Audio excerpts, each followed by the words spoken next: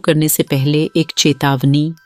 अगर आपके कमरे में आईना है तो इसे ध्यान से सुनिएगा, क्योंकि ये किसी फिल्म की कहानी नहीं, ये वो सच्ची घटना है जिसने मेरी जिंदगी बदल दी थी।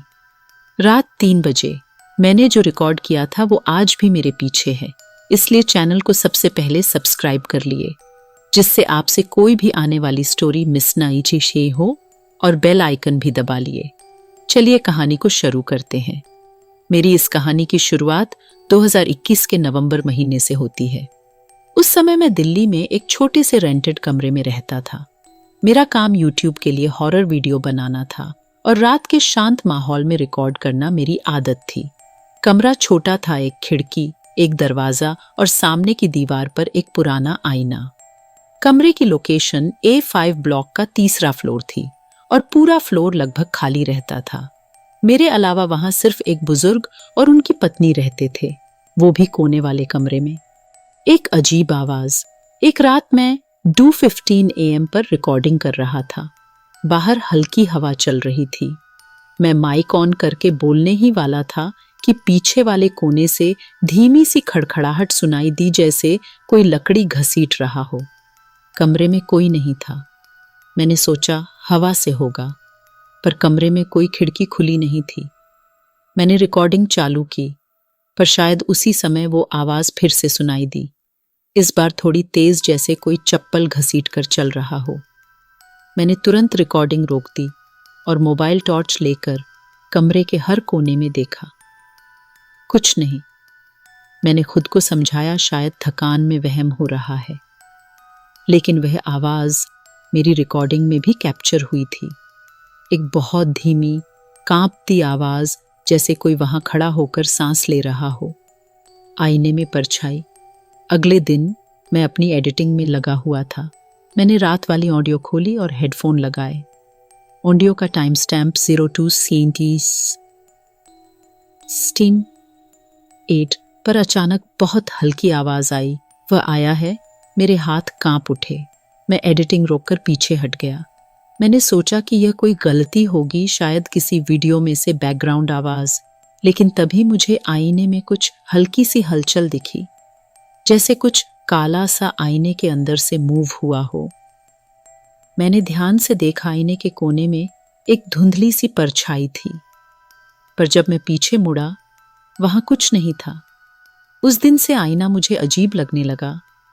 मैं हर रात उसे कवर करके सोता था, लेकिन फिर भी ऐसा लगता था कि रात में कोई उसे अंदर से खटखटा रहा हो। 3री मंजिल का खाली फ्लोर। उसी रात मैंने नीचे रहने वाले बुजुर्ग से पूछा, साहब, यहाँ ऊपर पहले कोई रहता था क्या? उन्होंने मेरी तरफ ऐसे देखा जैसे कुछ छुपा रहे हों। फिर धीमे से बोले, उस कमरे में? बेटा, जहां तू रहता है वहां पहले एक लड़का रहता था, वीडियो बनाता था, तेरी तरह रात रात भर जागता था। पर एक रात उसकी चीख सुनी हमने।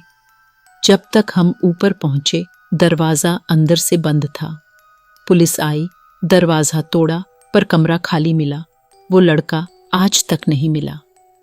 मैं सन्न रह गया। मैंने पूछा, आईने के बारे में कुछ सुना है आपने? बुजुर्ग ने बिना मेरी आंखों में देखे कहा, बस इतना जान ले, उस कमरे के आईने को कोई मत छेड़ना। मालिक ने बदलवाने की कोशिश की थी, पर जो भी आईना लगाता था एक रात में टूट जाता। आवाजें तेज होने लगीं। उस रात मैं सोने ही वाला था कि कमरे में अचानक किसी के चलने की आवाज आई।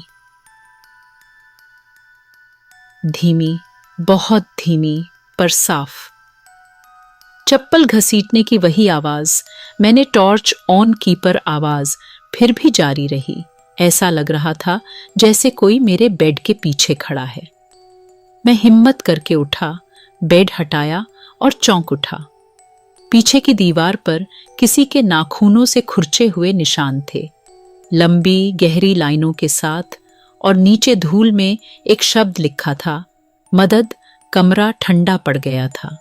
मेरी सांसें अटक गईं। मैं समझ चुका था यहां कुछ बहुत गलत है। कैमरे पर कैद हुआ सच। मैंने उसी रात कैमरा ऑन करके सारे कमरे की रिकॉर्डिंग शुरू कर दी। सोचा कि जो भी है कैद हो जाएगा। करीब 3:02 AM पर कैमरे के सामने आईना अचानक धुंधला होने लगा, जैसे उसके अंदर कोई सांस ले रहा हो।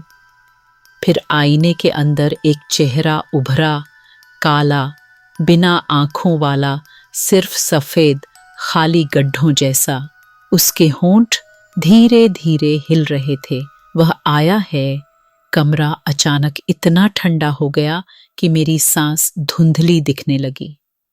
आईने पर किसी ने अंदर से खटखटाया, टुक टुक टुक, और फिर एक काला हाथ आईने के अंदर से बाहर निकलने लगा। मैं डर के मारे चीखा और दौड़कर कमरे से बाहर निकल गया। नीचे जाकर दरवाजा पीटने लगा, जब तक बुजुर्ग ने खोला नहीं। मैंने उन्हें सब बताया। उन्होंने पहली बार सच कबूला। उस लड़के की आखिरी रिकॉर्डिंग में भी यही दिखा था, आईने से निकलता एक हाथ, फिर वो गायब हो गया था। आखिरी रात। अगले दिन मैंने तय किया कि कमरा छोड़ दूं, लेकिन पहले मैं अपनी कैमरे वाली रिकॉर्डिंग उठाने ऊपर गया, क्योंकि मेरे YouTube चैनल की सारी फाइलें वहीं थीं। जब कमरे में गया तो अजीब खामोशी थी। आईना कवर के बावजूद अंदर से हल्का हिल रहा था, जैसे कोई लगातार उसे दबा रहा हो।